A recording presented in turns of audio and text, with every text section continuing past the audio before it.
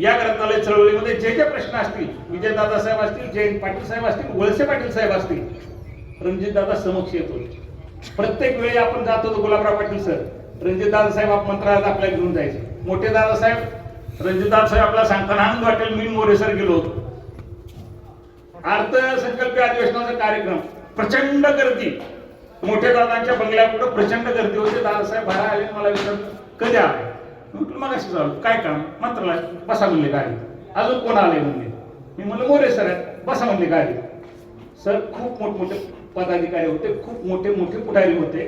मोरे सरला मला मोठ्या दादासाहेबांनी गाडीत बसवलं, थेट मंत्रालयात नेलं, आमची सगळी कामं मार्गी लावली. आणि किती मोठा मंत्री आला, किती मोठा आमदार आला, आम्ही उठायचो. मोठे दादा म्हणजे उठायच नाही, बसा. त्यांच्यासाठी दुसऱ्या खुर्चीची व्यवस्था करत होते.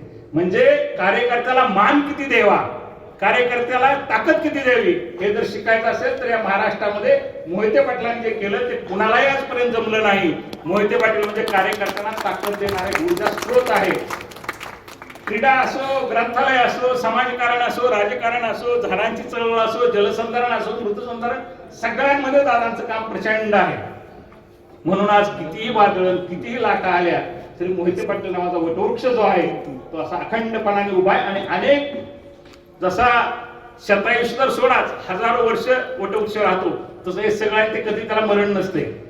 हे झालं तर दुसरं लगेच चिटकून नवीन झाड तयार झालेलं आहे. तशा पद्धतीचं काम या सोलापूर जिल्ह्यामध्ये होतंय. सोलापूर जिल्हा ग्रंथालय संघाने जे काम केलेलं आहे, दादासाहेब इथं महाराष्ट्रात कुणी केलं नाही. सोलापूर जिल्ह्यानं अभ्यासिका केली. आमचे मोरे सर रात्रंदिवस खपतात तिथं. उद्घाटनाला रणजितदादा साहेब होते आणि जिल्हा ग्रंथालय संघाची जी इमारत बांधली दादासाहेब, आमचे पैसे 3,65,000 घेतले होते 96 साली.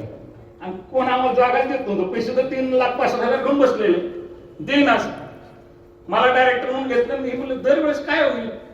ते म्हणले असंच आहे. सांगतो म्हणलं जागा, नुसतं जागा नावावर नाही नाना, ती बांधून सुद्धा द्या म्हणून सांगितलं.